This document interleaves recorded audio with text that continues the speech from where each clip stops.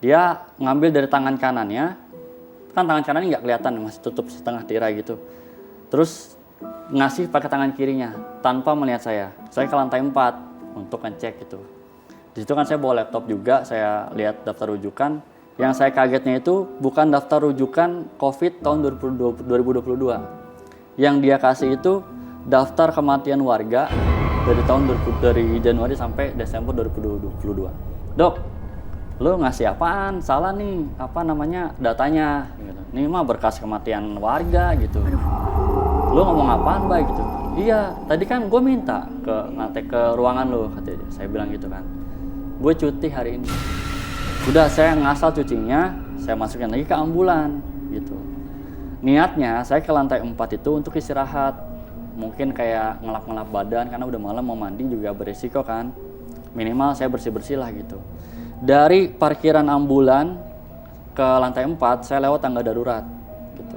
Nah, di tangga darurat ketika saya naik dari lantai 1 tangga darurat, itu berangkar yang tadi saya cuci ada di antara lantai 1 dan lantai 2.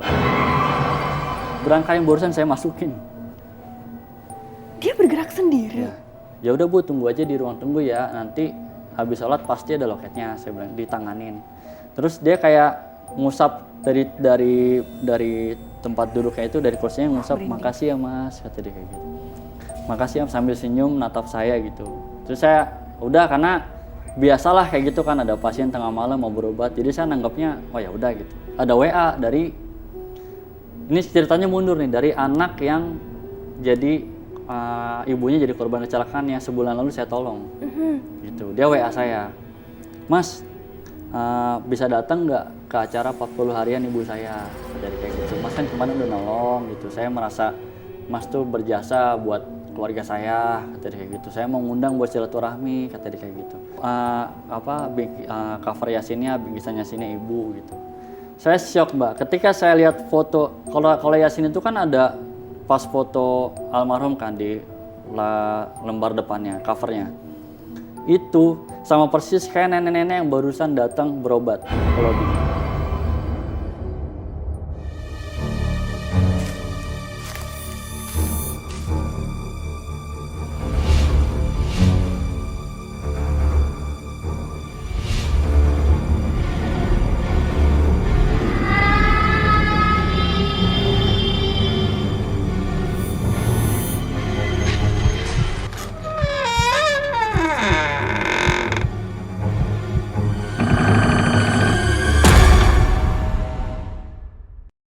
Tak banyak orang yang mau mengambil salah satu profesi ini.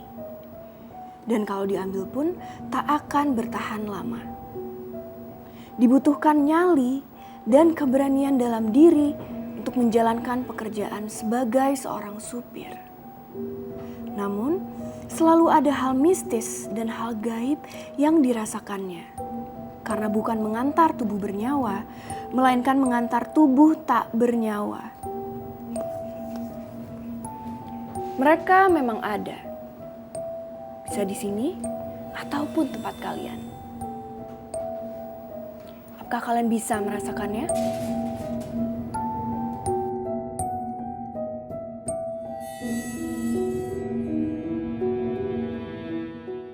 Apa kabar Mas Bayu? Alhamdulillah baik Mbak. Mas Bayu ini sekarang sibuknya apa? Sampai sekarang sih dari 2021 masih bekerja di salah satu puskesmas di Jakarta sih Mbak, sebagai sopir ambulan. Sebagai pengantar di ambulans? Ya. Yang pastinya sebagai pengantar di ambulans banyak sekali cerita mistis yang mau diceritakan hari ini. Ya, benar. Ceritanya seperti apa? Mungkin saya mau cerita dari awal dulu Mbak ya, kenapa saya bisa bekerja di ambulan gitu. Sebelumnya saya bekerja di salah satu bank swasta di Jakarta gitu, karena ada kejadian yang bikin saya meyakinkan diri saya untuk resign dari profesi tersebut. Juga di samping itu juga dalam agama yang saya yakini juga nggak boleh kan untuk bekerja di perbankan gitu. Saya nazar saat itu untuk dapat momongan, akhirnya dijawab sama Tuhan. Saya resign, ada kesempatan di puskesmas untuk sopir ambulan, saya ambil. gitu sih Mbak. Dan apa hal menyeramkan apa yang terjadi ketika menjadi supir ambulans?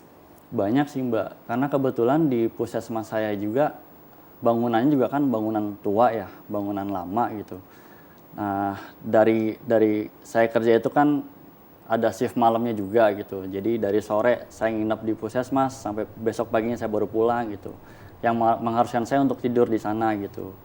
Dan juga pada saat saya mengantar pasien, terus lagi bawa ambulan juga banyak juga sih Mbak kejadian-kejadian yang terjadi. Iya, terjadi. Oke, untuk di puskesmas tua yang katanya Mas Bayu ini gitu, itu sekeliling puskesmas itu apakah kota seperti kota biasa dengan banyaknya rumah atau jauh dari pemukiman gitu? Kanan kirinya kebetulan pasar sih Mbak. Jadi ketika jam-jam sudah jam sore sampai pagi itu kan kegiatan pasar udah nggak ada ya.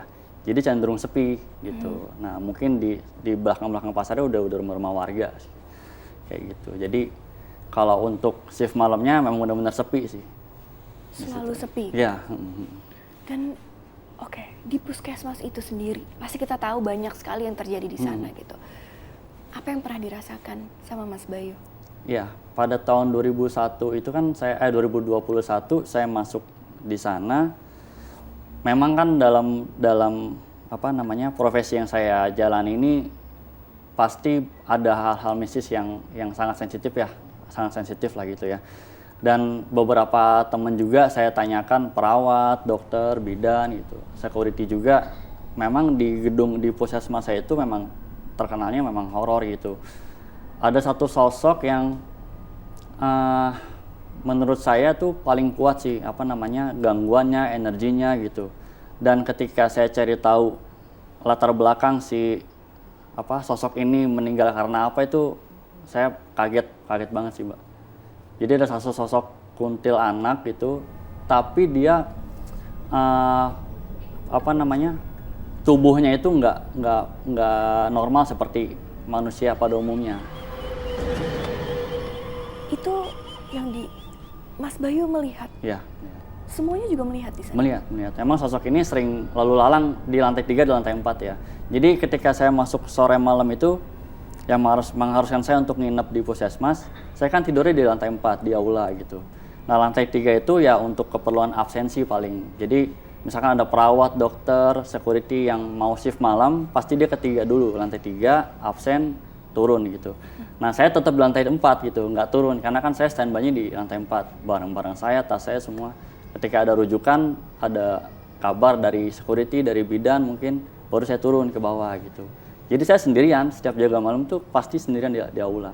Dan penerangannya tuh minim Mbak, karena di lantai 3 dan lantai 4, ketika jam sore itu jam pagi udah berlalu gitu, jam pagi itu tuh jam 8 sampai jam 4, jam 4 sore sampai besok pagi tuh penerangannya minim banget, karena udah nggak ada pelayanan di situ. Gitu. Kan IGD-nya di lantai 1 kan, sama ruang bersalin gitu. Jadi lantai 3 dan lantai 4 ya memang penerangannya minim banget. Gitu. Wow, kebayang sih puskesmas dan penerangan minim. Iya. Pertama kali Mas Bayu melihat sosok yang dan semua itu melihat itu pertama kali itu ceritanya seperti apa? Iya, ada saya teman perawat cowok gitu. Saya absensi malam saat itu kan jam 9 ya, masuk malam tuh jam 9. Dia juga kebetulan ketemu di parkiran, absensi bareng kita ke atas, ke lantai 3. Nah jadi kita naik itu lewat tangga darurat Mbak. Sebenarnya ada lift, cuman akses dari parkiran ke lift itu lumayan muter, jadi kita biasanya naik tangga darurat gitu. Nah sampai lantai 3, masuk ke ruang tata usaha, dia posisinya di depan nih Mbak, teman saya nih. Saya di belakang. Di dalam ruangan tata usaha kita absen biasalah, manual dan fingerprint. Dia bilang nih si teman saya, Mas, ini kita mau lewat mana baliknya ke bawahnya? Karena kalau kita lewat lift, ada sosok kuntilanak yang teman-teman udah biasa lihat di sini gitu. Karena saya belum pernah lihat, saya baru dengar kan dari teman-teman gitu. Terus saya bilang, udah kita lewat tangga darurat aja gitu. Saya nggak lewat lift gitu. Sebenarnya saya penasaran jujur gitu, karena udah banyak lah cerita dari teman-teman soal sosok ini gitu. Udah akhirnya kita memutuskan untuk lewat tangga darurat turunnya. Nah saya tetap di belakang, dia di depan. Ketika teman saya jalan ke tangga darurat, saya menoleh ke selasar seberang. Jadi tata usaha tuh seberangnya tuh ada selasar dan ada bangku-bangku pasien gitulah untuk berobat gitu. Kalau pagi sampai sore. Itu ada satu sosok kuntilanak.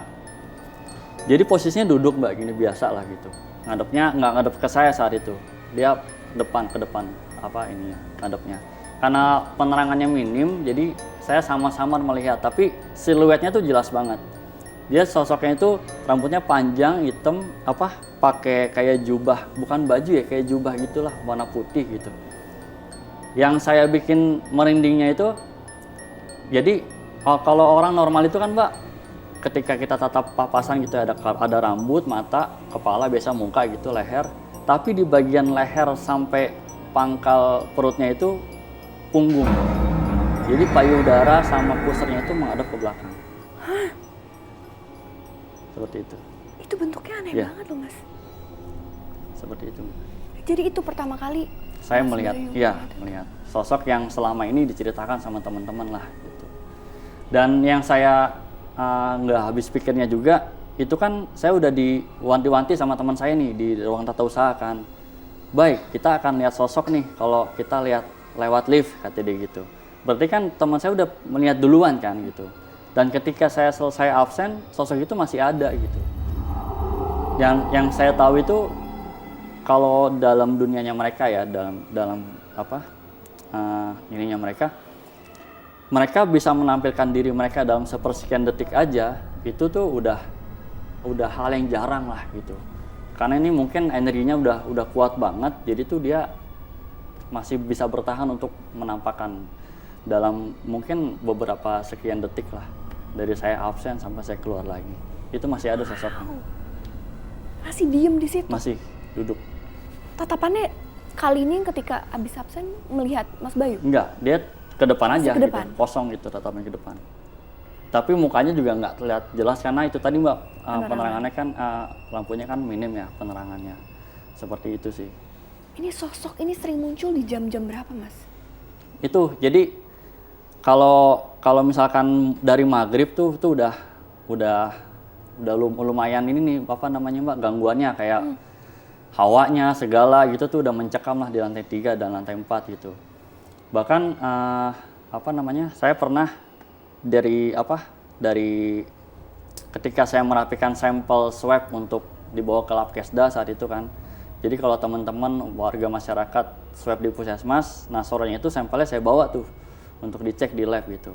Saya rapihin tuh Mbak sampelnya itu di resepsionis di lantai 3. Nah kebetulan di lantai 3 itu kan ada ruang dokter gitu kan. Saat itu posisinya masih akhir tahun tuh. Akhir tahun 2022. Covid juga masih ada, cuman cenderung udah inilah kecil nilai kasusnya. Di situ saya ada laporan rujukan Covid untuk tahun 2022 yang diminta sama atasan. Nah, dokter ini yang ada di lantai 3 itu ruangannya, saya lihat pintunya masih kebuka, setengah gitu kan. Di situ sambil saya rapiin sampel, niat saya mau minta laporan rujukan tahun 2022 gitu. Saya masuk ke ruangannya, di situ ada, nanti saya kasih sketsanya ya, foto ruangannya. Jadi ruangan dokter itu ada tempat tidur pasien, tirai, sama dianya itu, dokter itu lagi menghadap ke tempat tidur pasien. Tirainya menutupnya cuma setengah, gitu. Jadi dokter ini membelakangi saya lah gitu. Saya panggil, Dok, bagi daftar rujukan 2022 dong. Gue mau kasih ke atasan gitu, mau diminta laporannya. Dia ngambil dari tangan kanannya, kan tangan kanannya nggak kelihatan, masih tutup setengah tirai gitu. Terus ngasih pakai tangan kirinya tanpa melihat saya, gitu. Ngasih, terus saya pikir di situ kan akhir tahun itu mungkin lagi banyak laporan juga dianya, jadi nggak terlalu responnya tuh nggak terlalu inilah gitu, seininya dia aja gitu, cuek mungkin kan. Saya ambil tuh map gitu kan, satu map gitu laporan. Saya ke lantai 4 untuk ngecek gitu. Di situ kan saya bawa laptop juga, saya lihat daftar rujukan. Yang saya kagetnya itu bukan daftar rujukan COVID tahun 2022. Yang dia kasih itu daftar kematian warga dari Januari sampai Desember 2022. Gitu. Di situ saya berpikir positifnya, ini dokternya salah ngasih berkas nih, gitu. Terus saya telepon dokternya, kan saya males turun tuh di lantai 4 ke lantai 3 gitu. Saya telepon, dok, lu ngasih apaan? Salah nih, apa namanya datanya? Ini mah berkas kematian warga gitu. Aduh. Lu ngomong apaan, Mbak gitu? Iya, tadi kan gue minta ke ruangan lu, katanya. Saya bilang gitu kan. Gue cuti hari ini. Hah? Jadi itu Bu? Jadi itu? Bukan dokter. Dia sering menyerupai, sosok kuntilanak ini sering menyerupai. Wah, aku merinding sih. Wow. Itu jelas tapi wujudnya dokter itu ya, Ya. pada saat Mas Bayu lihat? Dari badannya, karena dia membelakangi saya, Mbak, jadinya nggak melihat mukanya gitu. Dan cuman memang dokter yang saya kenal ini orangnya ya lurus-lurus aja, nggak yang demen bercanda gitu. Jadi ketika dia ngomong dia cuti itu saya percaya. Gitu. Terus saya video call tuh Mbak saat itu, nih yang lokasi ini dok gitu. Terus ditutup telepon sama dia, difotoin form cutinya dia, dikirim ke saya.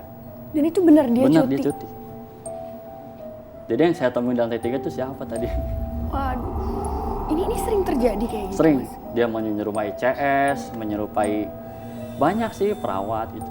Tapi seringnya di lantai 3. Pemirsa merinding, jangan kemana-mana, kita akan kembali saat lagi.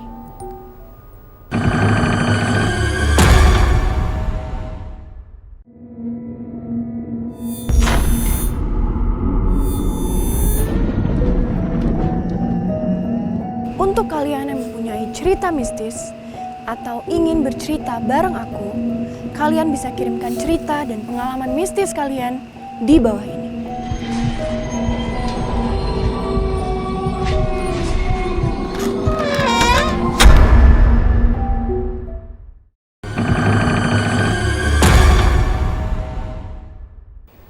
Dan aku selalu penasaran sama sosok perempuan ini yang sering menyerupai juga.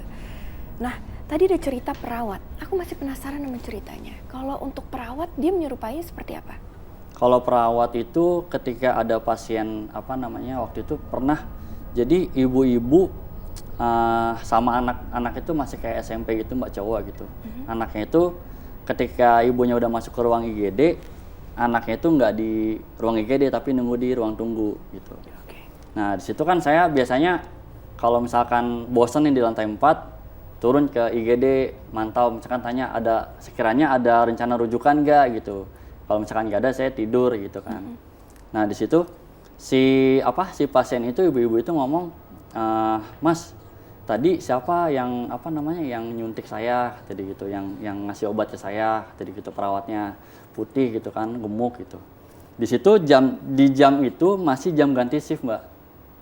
Gitu, masih jam, dan saya berpikirnya masih yang yang positif aja, mungkin teman saya itu udah sempat nyuntikin terus dia absen pulang ke atas gitu, jadi nggak ada di situ gitu.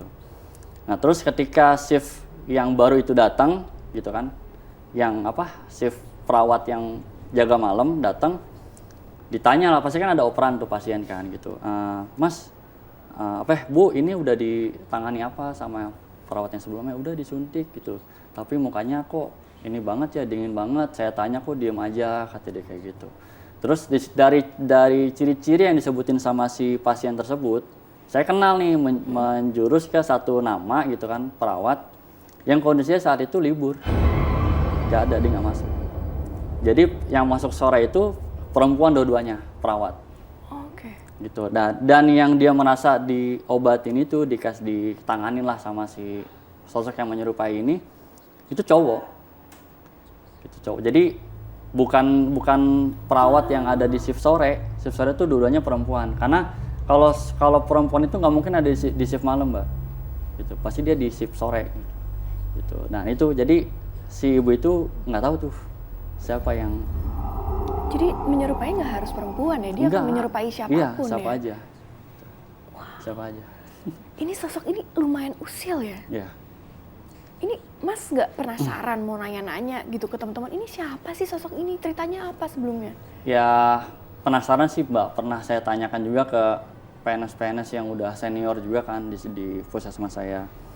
Jadi pernah ada cerita si PNS tersebut ngomong gitu, dulu itu ada driver ambulan gitu, udah tua dan udah meninggal juga sih almarhum gitu kan. Jadi Dia pernah nanganin satu pasien lahiran kan, pasien ibu hamil gitu, dan dia jemput dari rumah warga. Rumah warga itu kebetulan kos-kosan gitu Mbak. Tuh, jadi puskesmas ada nerima laporan dari mungkin RT-nya gitu lah. Mas, ada pasien yang mau lahiran, tolong ditangani. Ya, kita nih dari puskesmas meluncur bawa ambulan sama bidannya. Mungkin ada security untuk bantu-bantu gotong gitu kan. Kita evakuasi ibu hamil tersebut, kita bawa ke rumah sakit. Di perjalanan itu si bidan ngecek pembukaannya tuh belum ada Mbak. Kalau orang mau lahiran itu kan sampai pembukaan akhir lengkap 9 baru kan bisa ditangani gitu. Dilahirin lah bayinya gitu. Nah ini pembukaannya tuh belum ada, tapi perutnya tuh kencang banget. Sampai di perjalanan bayinya tersebut keluar dengan sendirinya. Dan si ibu hamil tersebut meninggal di ambulan karena mungkin hipertensinya jantungnya mungkin udah nggak kuat apa gimana ya. Dan setelah dicari tahu, sebelum dibawa sama tim puskesmas ke rumah sakit, almarhum tersebut mengkonsumsi obat penggugur janin. Gitu.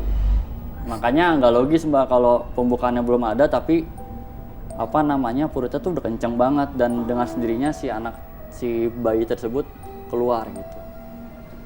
Kayak gitu. Dan ternyata sosok ibu hamil tersebut itu kuntilanak yang ada di puskesmas. Hah? Itu keadaan bayinya hidup? Itu saya belum cari tahu belum sih. tahu. Belum nanya lebih lanjut. Oke. Seperti apa kondisi si bayinya gitu. Tapi kalau dalam kondisi yang dia mengkonsumsi obat penggugur janin, berarti kan ada efek paksa dari si ibu nih untuk mengeluarkan bayi tersebut gitu. Ada dorongan paksa lah dari reaksi obat tersebut gitu. Kayak gitu sih. Dan akhirnya terlihat sosoknya tidak umum. Itu iya, makanya Itu yang kondisi dari leher sampai pangkal perutnya itu nggak normal lah, terbalik dia. Kok bisa terbalik sih? Saya kurang paham juga sih Mbak. Dan dia ini sampai beberapa waktu setelah itu gitu, setelah pindah ke puskesmas itu dan mengalami hal itu, dia sering muncul, terus muncul. Jadi ketika kejadian tersebut, belum lama dari kejadian tersebut, kan sosok ini memang udah mulai ada di puskesmas nih Mbak kan. Mungkin karena efek ambulan tersebut masih ada di situ, terus bidan yang nolongin, terus sopir ambulannya juga masih di situ kan, kerja di puskesmas itu. Sosok ini ya mendiang lah di puskesmas saya gitu.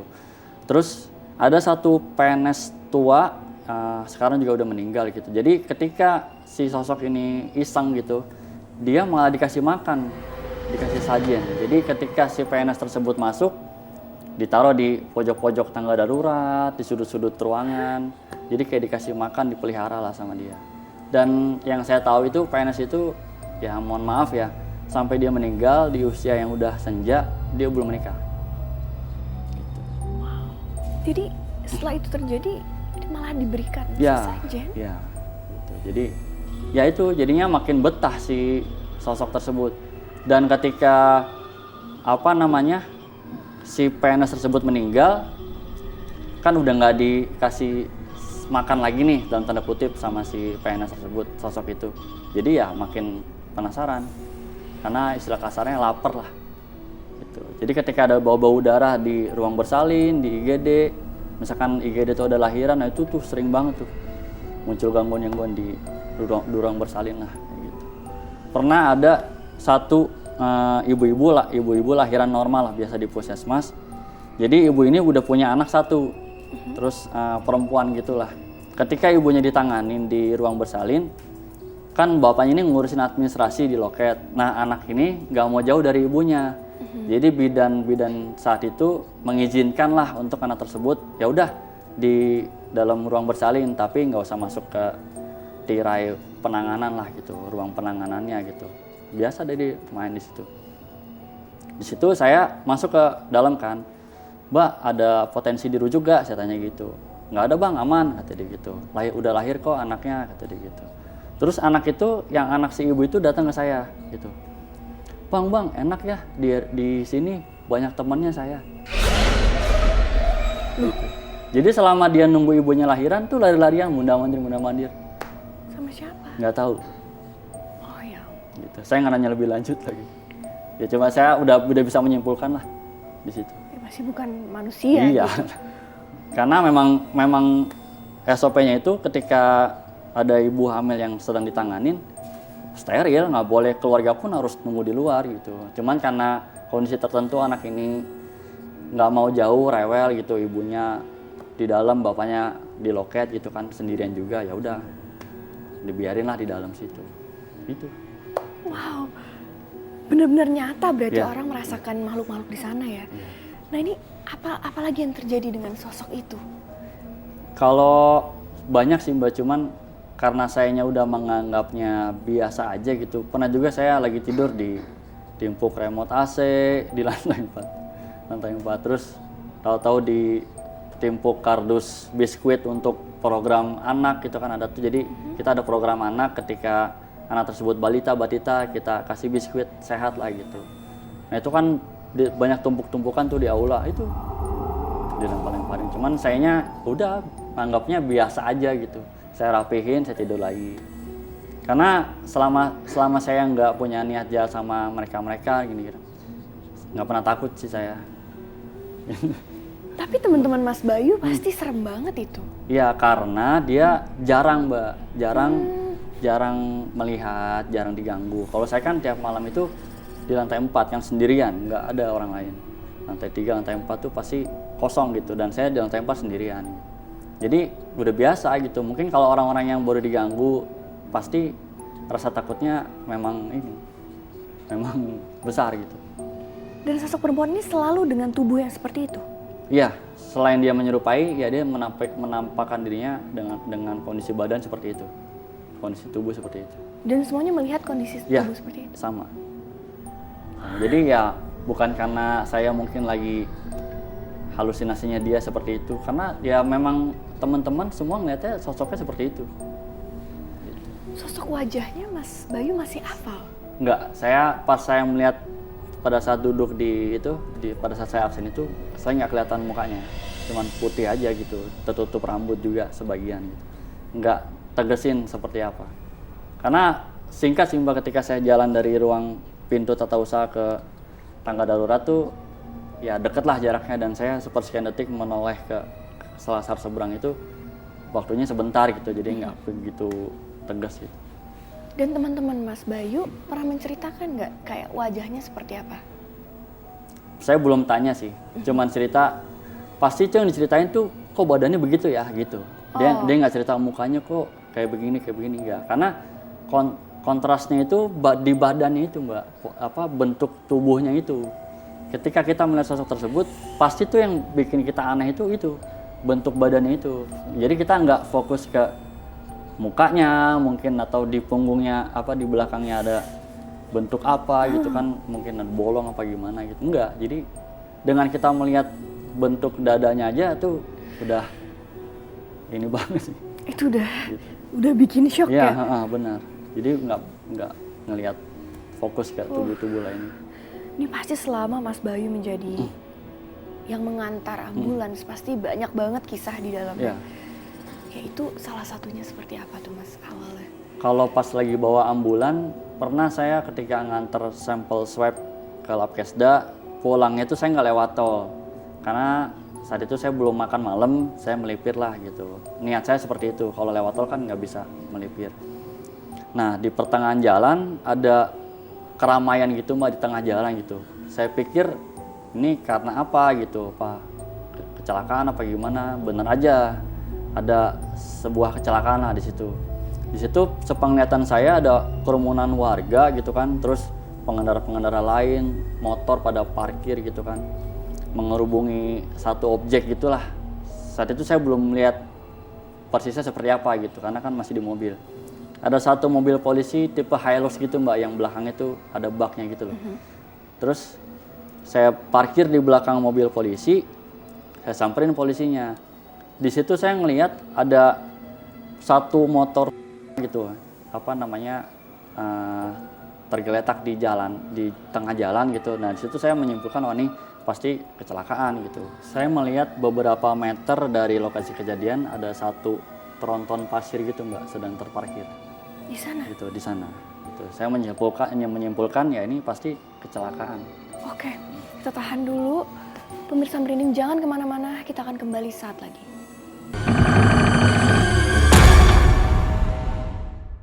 Jadi ternyata ada kecelakaan di sana, Mas? Ya, ada kecelakaan. Di situ langsung saya tanya ke polisi yang bertugas, Pak, ini ada yang bisa saya bantu gak gitu. Oh iya Mas, ini ada kejadian kecelakaan, korbannya nenek-nenek, udah tutup usia, jadi kayak gitu. Tapi ini ada anggota keluarga lainnya saya amanin di trotoar. Ya udah Pak, saya cek dulu gitu. Karena saya prioritaskan ke kakek sama cucunya itu, karena kan masih ada peluang hidup lah di situ. Setelah si polisi tersebut memastikan korbannya itu ya nenek-neneknya udah nggak ada, udah tutup usia. Saya cek itu, saya tanya, ini kakek-kakeknya ini kalau Mbak pernah melihat Bapak Yusuf Hamka, pemilik tol lah gitu. Itu seperti itu sosoknya. Jadi muka wajahnya itu wajah-wajah inosen yang halus, yang lembut gitu, baik hati gitulah. Saya tanya, Pak, apa yang dirasa? Dia diam aja. Si bapak itu diam aja. Dan si cucunya juga demikian gitu. Sambil menatap si bapaknya ini menatap ke kerumunan. Ke lokasi kerumunan gitu. Terus saya pegang kakinya, saya tekan-tekan sedikit, Pak, kalau sakit bilang ya, saya bilang gitu. Saya saya periksa semua badannya, alhamdulillah nggak ada yang suspek mencurigakan gitu untuk penyakit dalam.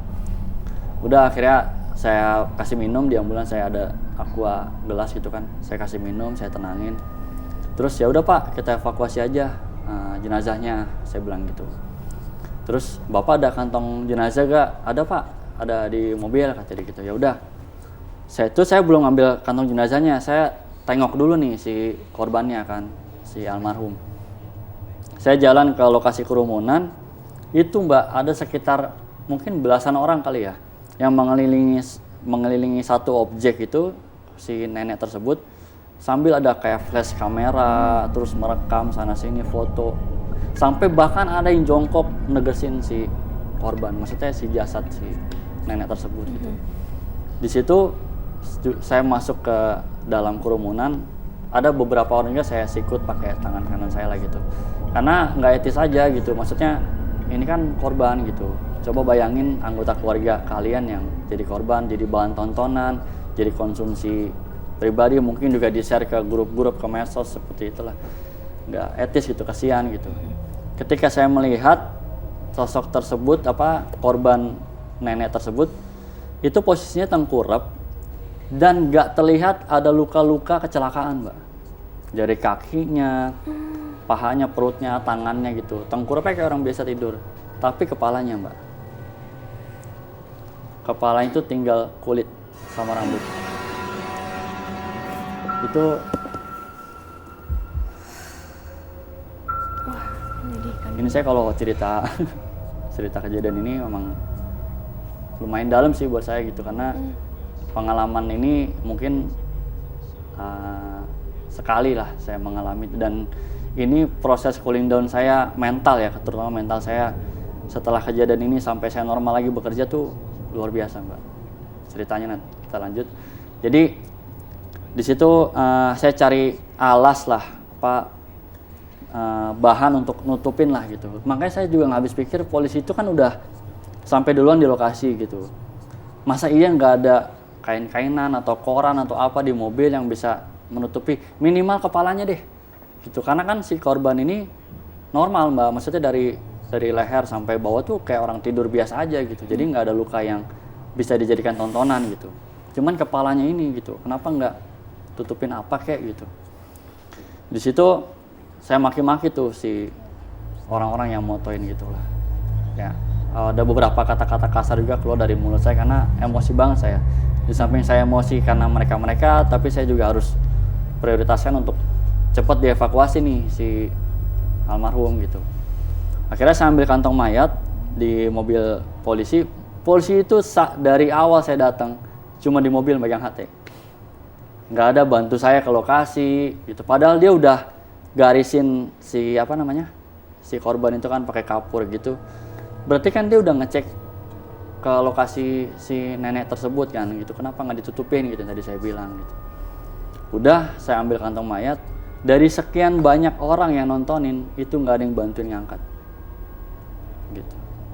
Ada satu ojol gitu kan, udah tua juga pakai peci, ayo Pak saya bantuin. Itu cuman dia yang inisiatif ngangkat. Saya gotong sama dia, terus saya tutupin kantong jenazahnya. Nah kata si bapak ini yang pakai peci ojol bilang, Pak ada bagian tubuh yang belum diambil. Terus di mana Pak gitu?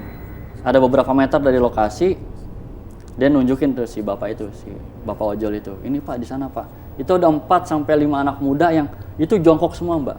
Jongkok tuh pakai flash kamera, direkam gitu. Ketika saya datang, aduh saya merinding. Saya setengah nendang lah mereka ini. Saya setengah nendang gitu kan. Itu ketika saya lihat sosoknya itu isi kepalanya masih utuh. Isi kepala dari almarhum masih utuh. Ini disclaimer Mbak ya, saya cerita begini sebelumnya saya udah izin ke anggota keluarganya gitu, dan bukan untuk menyebarkan aib dari almarhum, tapi ini banyak banget kalau kitanya objektif ya, banyak banget nilai-nilai yang bisa teman-teman ambil lah gitu, para penonton ambil lah gitu. Oke, terus di situ saya suruh bangun orang-orang yang rekam tadi lah, saya suruh berhenti, saya maki-maki, saya teriak dari lokasi organ tubuh tersebut ke polisi, Pak saya minta kantong gitu ke polisi. Terus ojol itu yang ngambil Mbak ke mobil polisi yang tadi yang pakai peci itu bapak-bapak, ngasih saya kantong kresek itu saya ada jongkok 2 menit, saya ngumpulin mental saya untuk bisa ngangkat organ tersebut. Karena beberapa kali saya nolong korban kecelakaan kayak ya maaf ya jarinya lepas gitu, misalkan tangannya terkilir saya masih berani untuk ngambil lah bagian tubuh. Kayak waktu itu pernah tuh saya ngambil jari telunjuk korban meninggal gitu, kecelakaan, saya ambil dari beberapa meter dari lokasi si korban gitu, masih hidup orangnya, saya ambil lah jarinya. Saya masih berani karena itu bagian tubuh bagian luar Mbak gitu, tangan gitu kan, ya kita masih bisa lihat lah gitu, membayangkan, memvisualisasikan lah kita itu tangan kita. Cuman kan ini organ tubuh bagian dalam gitu, yang saya tuh sama sekali belum pernah lihat gitu, kayak gitu. Paling saya lihat ya pada saat saya sekolah dulu pas SMA, dan itu pun cuman kayak contoh doang gitu. Ini saya benar-benar dari angetnya, dari bentuk ya seperti itulah. Itu saya kumpulin mental saya, akhirnya saya memberanikan diri, saya ambil, saya masukin, saya gabung sama anggota tubuh yang lainnya gitu, yang udah di kantong mayat tadi. Saya masukin, saya tutup kantong jenazahnya. Nggak lama ada satu bapak-bapak gitu kan datang, motor baru sampai udah standarin gitu kan, kuncinya masih nyantel, lari nyamperin kantong jenazah. Di situ dibuka, tahu-tahu saya kaget kan, Bapak siapa? Saya bilang gitu. Saya anaknya Pak, kata dia kayak gitu. Ini ibu saya. Ternyata dia anak dari ibunya itu, almarhum. Itu anak saya Pak, sama bapak saya di trotoar, kata dia gitu. Oke, ya udah. Mungkin si polisi ini udah cari tahu kontak darurat dari si korban gitu, dan sehingga bisa mendatangkan lah anak tersebut ke lokasi. Di situ nggak tahu kenapa Mbak, ketika emosi si anak tersebut nangis lah biasa, dia teriak sekencang-kencangnya, dan saya ngerasa ada kayak gempa kecil di situ. Gitu. Nggak ngerti apakah karena bareng ada mobil tronton juga yang lainnya, tapi saya ngerasanya berbarengan sama si anak tersebut teriak gitu. Mungkin karena saking emosinya gitu, semesta juga mendukung kayak gitulah. Situ saya usap-usap punggungnya, saya ya tenangin lah, saya sabarin gitu. Udah Pak, udah saya amanin gitu. Dan bapak sama anak bapak udah saya cek juga, insya Allah kondusif, saya bilang gitu. Terus saya koordinasi sama si polisi, ini mau dibawa kemana Pak? Saya bilang gitu. Ke RSCM aja Mas, kata si polisinya. Ya udah, saya anterin kakek sama cucunya ikut saya di ambulan, kayak gitu. Terus jenazahnya ikut bapak ya pak di mobil ya, gitu. Karena nggak mungkin saya gabung jenazah sama kakek sama cucunya di satu ambulan gitu kan. Nanti ada pergolakan emosi juga di situ di dalam, kasihan kan gitu. Mentalnya segala, apalagi anak-anak itu sepantaran anak saya lah mbak, umur 4-5 tahun lah. Itu ini banget sih. Dan ketika di ambulan, cucu tersebut cowok kan ya anaknya, dia ngomong ke kakeknya, mbah, manggil kakeknya itu mbah, yang Uti kenapa diplastikin? Itu kakeknya masih nggak ngomong mbak, diem aja, masih kayak shock gitulah, bengong gitu. Di situ saya dengar anak tersebut dengan polos yang ngomong kayak gitu, terharu saya, jujur masih berkaca-kaca lah. Saya sempat nangis pada saat saya evakuasi organ tubuh tersebut gitu. Di ambulan pun saya masih emosi lah gitu, masih campur aduk lah perasaan saat itu. Saya bawa ke RSCM, anak tersebut yang pakai motor tadi, anak dari almarhum udah sampai duluan gitu, mungkin pakai motor cepet. Saya bilang gini, Pak, urus jenazah aja, bapak sama anak bapak saya yang urus gitu, kakeknya, maksudnya kakek sama anak bapak saya yang ngurus di IGD, tenang aja pak, aman, saya bilang gitu. Ya udah pak, saya minta nomor handphone bapak ya pak, kata dia kayak gitu. Saya mau kalau nanti ada apa-apa saya bisa kabarin, kata dia. Oh ya udah, saya tukeran tuh mbak nomor handphone di situ. Dia ngurus jenazah, saya bantu ke IGD lah, segala registrasi segala. Saya jadi jaminannya saat itu, karena masih sejawat juga kan di situ kan, sama-sama nakes juga. Terus nggak lama ada satu anak cowok, udah bapak juga lah gitu, datang terus nyamperin ke kakeknya ini gitu. Nggak lama telepon saya bunyi WA, Pak ada abang saya gak datang. Ternyata yang telepon nih si yang ngurus jenazah nih, anak yang ngurus jenazah. Abang saya udah di IGD belum pak? Udah nih pak, gitu. Udah ketemu sama bapak sama kakek gitu kan. Ya udah pak, tinggal aja, nanti baliknya sama dia aja, dia bawa mobil kok, nanti anak saya sama bapak saya sama dia aja. Aman nih pak ya, saya tinggal ya. Aman pak, makasih ya pak, gini udah ditolongin, gini udah dianterin gitu. Ya udah pak, siap. Saya pulang lah mbak di situ.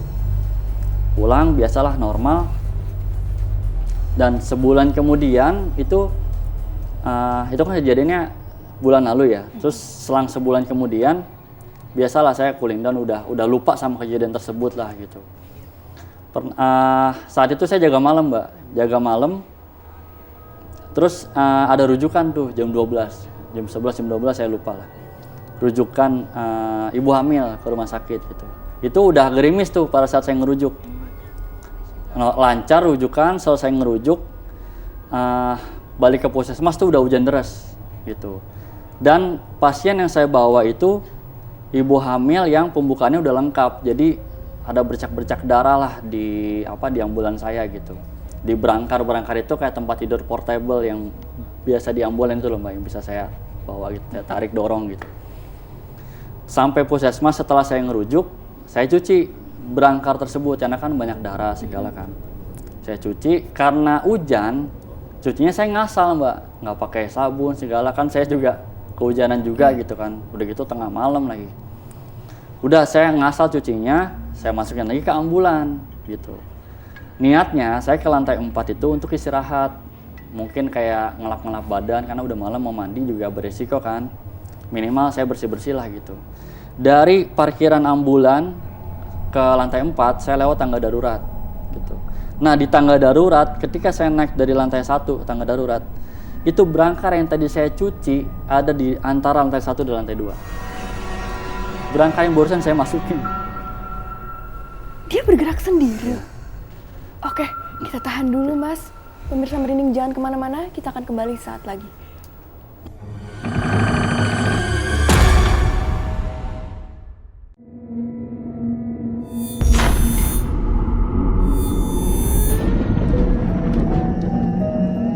Untuk kalian yang mempunyai cerita mistis atau ingin bercerita bareng aku, kalian bisa kirimkan cerita dan pengalaman mistis kalian di bawah ini.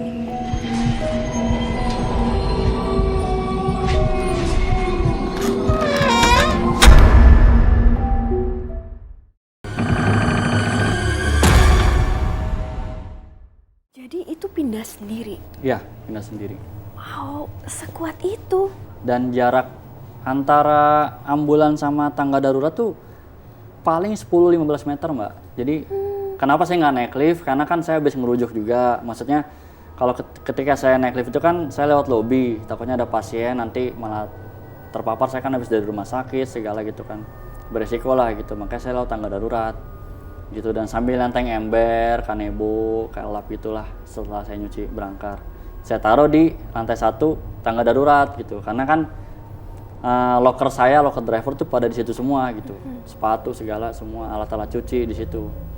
Ketika saya naik, jadi tuh tangganya tuh naik setengah terus naik lagi gitu, Mbak. Jadi putar balik itulah tangganya gitu. Itu antara tangga di antara tangga lantai 1 dan lantai 2 tuh kayak ada datar gitu loh, Mbak. Kayak tangga itu datar gitu, baru naik lagi gitu setengah. Nah itu berangkar itu ada di situ. Saya udah nggak mikir apa-apa, itu udah pasti diisengin. Karena berangkar itu di tiap ambulan itu tipenya beda-beda, Mbak. Jadi misalkan ambulan EPV, berangkarit pasti ukurannya beda, tipenya beda. Dan saya saat itu rujuk pakai Hiace, Toyota Hiace itu kan yang buat travel gitulah, Mbak mungkin pernah lihat.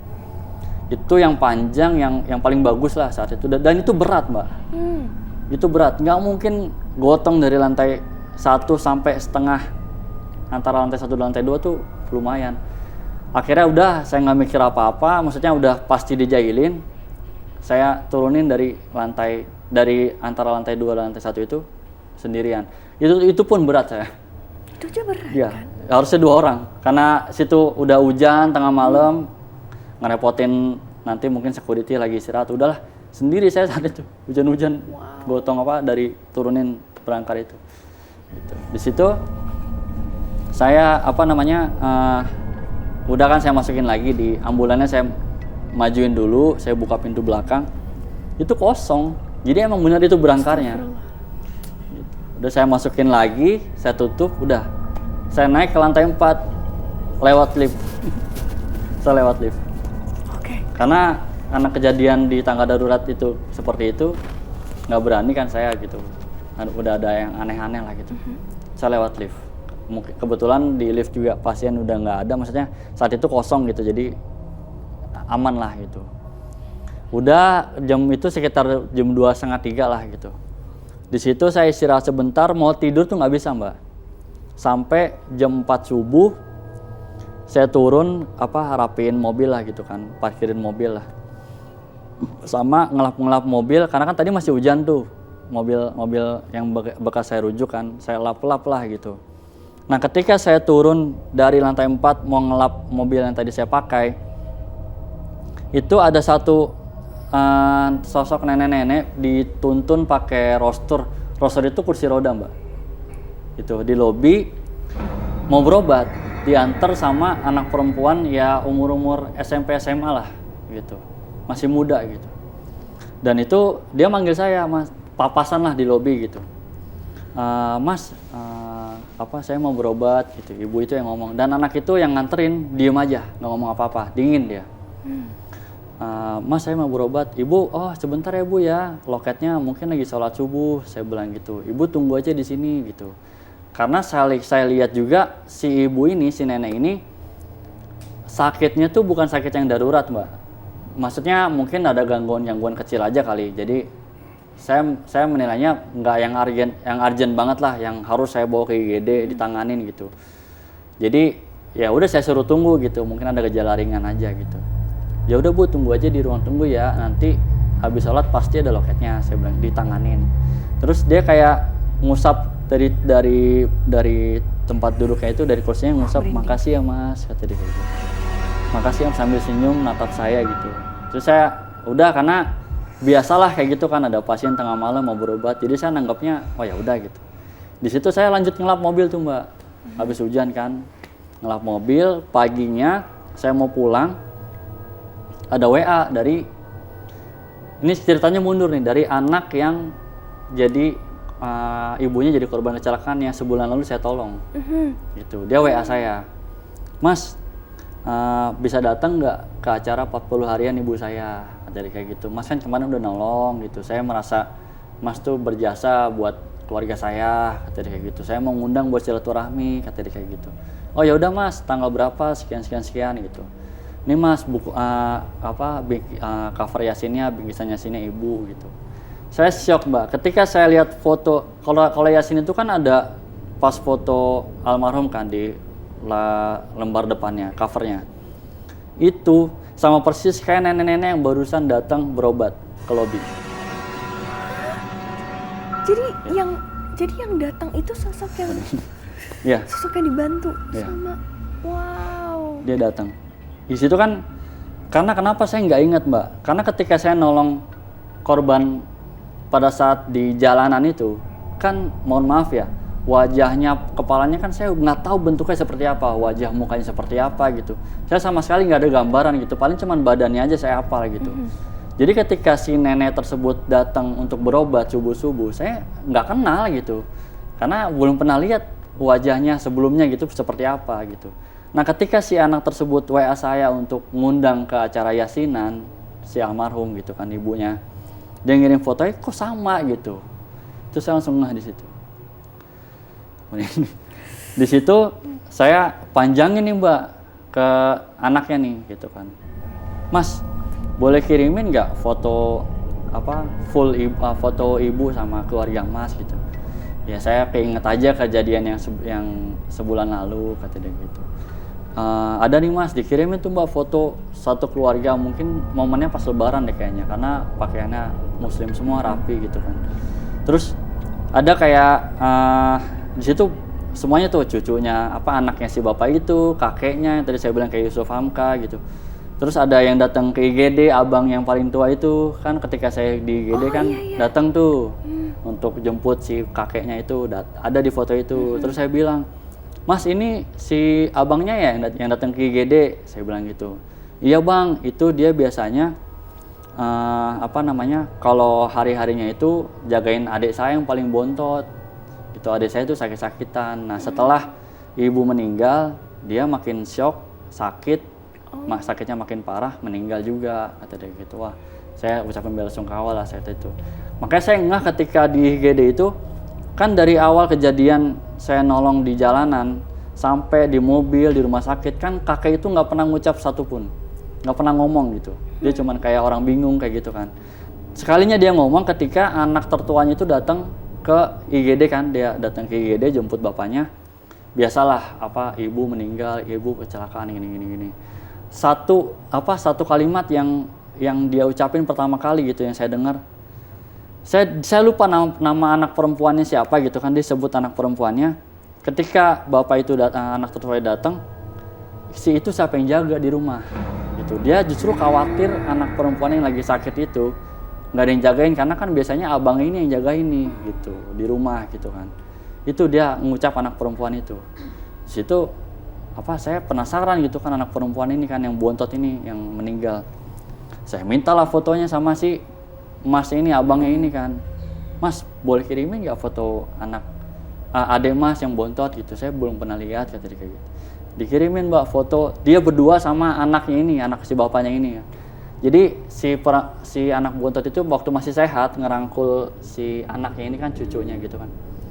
Itu anak perempuannya sama persis kayak yang bawa rostur neneknya berobat ke puskesmas saya subuh-subuh itu bareng sama ibunya. Berarti dua orang yang Dua sudah orang, nggak iya. ada itu Datang ke puskesmas saya. pada saat datang itu kan dia terima kasih yang Iya. neneknya. Untuk yang perempuan itu yang Gak ngerti ya, dia cuma sekedar nganter si diem ibunya aja. Diem aja, dingin aja. Seperti itu. Itu nangis, saya berdua tuh telepon-teleponan sama si anaknya itu kan, bapaknya itu. Kok bisa ya Pak? Gitu saya cerita, Pak, percaya nggak percaya, barusan subuh-subuh sebelum saya ngelap mobil, saya bilang gitu. Ibu sama adik datang ke puskesmas mau berobat. Itu saya cek CCTV Mbak, saya kayak orang bingung, kayak ngobrol sama orang. Ini kan nggak boleh saya share lah. Sebenarnya itu ada di CCTV pun terekam. Ketika saya nenteng ember untuk mau ngelap mobil, terus seakan-akan tuh ada kayak orang mau berobat, saya ngarahin, saya ngobrol sendirian, itu ada. Dan saya nggak bisa share ke karena sensitif sih. Wow, aku masih shock dengan cerita ini sih. Jadi Mas Bayu apa yang dirasakan gitu setelah ini terjadi? Apakah legowo, kayak apa yang dirasakan? Apakah Mas Bayu juga punya traumanya atau? Ya, yang tadi saya bilang Mbak, ketika kejadian pertama kali saya nolong itu kan saya mengevakuasi korban, organ tubuhnya, bahkan setelah itu, waduh, itu kepikiran banget, saya mau tidur pun susah gitu, karena baru pertama kali saya nolong pasien tuh seperti itu kondisinya gitu. Terlebih ada kejadian yang secara nggak langsung ya mereka tuh ngucapin makasih lah ke saya gitu. Maka saya percaya ketika apa-apa yang kita lakukan itu memberikan efek positif ke orang lain gitu kan, kita bantu kesusahan orang lain tanpa kita minta imbalan apapun dari orang itu. Jujur saya senang Mbak ketika si masnya itu ngundang 40 harian untuk almarhum, saya datang ke dia. Sekarang gini, saya nolong nih random aja kan, di tengah jalan ada kecelakaan gitu, si keluarga ketika saya tolong gitu kan, maksudnya jenazahnya dibawa pulang, udah mungkin lepas gitu aja gitu. Dan saya juga nggak mengharapkan dia ada basa-basi sama saya, enggak gitu, tapi emang normalnya seperti itu. Dia ada rasa dukanya sendiri sama anggota keluarganya meninggal, jadi nggak kepikiran untuk melanjutkan silaturahmi dengan saya gitu. Dan kebetulan ini dia mengundang saya untuk acara yasinan 40 harian ini. Jadi saya mengapresiasi banget gitu. Jadi itulah yang tadi saya bilang, ketika kebaikan yang kita lakukan tulus gitu tanpa ada embel-embel apa, pasti efeknya akan baik ke kita juga Mbak. Seperti Betul, itu sih. betul banget. Tadi Mas belum sempat menjelaskan pada saat Mas Bayu ada di rumah sakit, habis itu menerima nenek itu datang, ibu-ibu itu datang bersama anaknya itu, dan dia sempat mengusap-ngusap lalu bilang makasih. Wajah ibu-ibu itu terlihat bahagia, legowo, atau Senyumnya dalam banget. Dalam banget senyumnya, kayak ngucapin makasih. Antara orang tua ke anak tuh gimana sih Mbak? Ngucapin makasih anak yang udah lama nggak pulang, ya dalam arti tanda kutip dia bekerja ya gitu. Jadi kayak rasa kangen antara anak sama orang tua lah. Dalam banget dia tatapannya. Dan megang tangan saya tuh nggak sebentar, makasih ya deh gitu. Lama, lumayan lama. Jadi makasih ya deh, iya Bu, tunggu aja ya Bu ya. Saya kan juga nggak mungkin lepas tangan saya gitu kan. Tunggu dia lepas aja gitu. Lumayan lama. Dan saya nggak kepikiran itu bukan dalam tanda kutip orang biasa gitu. Karena mukanya pun nggak pucat, normal aja biasa gitu. Wow. Kayak gitu sih. Dan setelah Mas Bayu melewati ini gitu, hal berat itu hanya tidak bisa tidurkah atau ada dampak-dampak lain setelah itu? Halusinasi juga ada Mbak. Halusinasi, jadi ketika ada saya ngelihat pasien apa gimana, jadi seakan-akan tuh saya ngeliatnya sosok ibu itu. Kayak gitu. Wah, merinding aku. Halusinasi saya aja sih itu gitu. Mungkin saya belum begitu, mental saya belum begitu normal lah saat itu gitu. Karena emang membekas banget sih. Dan banyak pelajaran Mbak di situ, mulai itu tadi kita harus aware ada korban kecelakaan kok malah jadi tontonan, jadi konsumsi publik. Terus juga saya syok juga, jadi truk itu ketika mereka bekerja ada doktrin tersendiri, saya sebutnya oknum ya, dari si pemilik perusahaan itu mendoktrin si sopirnya ketika ada peluang kecelakaan nih, dia menabrak sesuatu lah pengendara lain, mending dipastikan meninggal. Wow. Itu biar santunannya cuma sekali. Kayak gitu.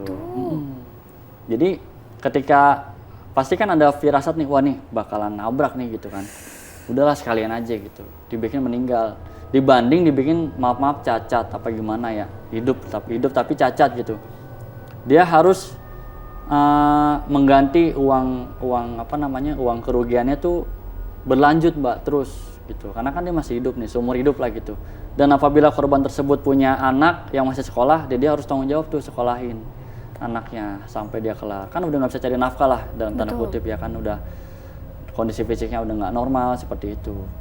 Dan mobilnya pun ditahan sama polisi juga lama Mbak. Si truknya itu istilahnya dieremin lah, diinepin di kantor polisi. Kalau meninggal tuh cepat, ketika si perusahaan tersebut bayar cuma sekali, udah bikin surat pernyataan, damai bagaimana segala caranya. Mobilnya keluar, dia bisa kerja lagi, santunannya cuma sekali, kayak gitu. Itu masuk banget sih, jadi saya berpikiran nih mungkin nenek ini masih ada peluang hidup saat itu gitu. Cuman itu tadi, mungkin karena doktrin-doktrin itu sih Mbak. Kayak gitu. Oke, dan Mas Bayu ini masih ingin tetap menjadi yang mengantarkan ambulans, atau ada trauma, atau tetap mau di sini terus? Tetap sih Mbak, tetap karena ini jihad saya sih sebenarnya, karena menurut saya setelah saya kerja di bank itu 5 tahun, terus batin yang saya rasain, terus mungkin dari nominal jauh lah, hampir 2 kali lipat lah dari nominal. Tapi nggak tahu kenapa ya habis gitu aja saat saya di bank ya. Nah ketika saya di profesi yang sekarang gitu, menolong orang, terus ya kalau gaji relatif sih ya banyak sih, maksudnya rezekinya tuh nggak cuma datang dari situ gitu, ada banyak lah gitu. Mungkin kita nggak tahu si pasien yang kita antar tuh ngedoain apa ke kita, kayak gitu sih Mbak, kita nolong. Itu sih jadi ladang berkah lah istilahnya. Wah, cerita ini lumayan banyak pelajarannya juga selain terkaget-kaget juga. Terima kasih banyak Mas Bayu udah mau berbagi cerita yang dari tadi aku nggak berhenti merinding dengan cerita nenek itu dan semuanya.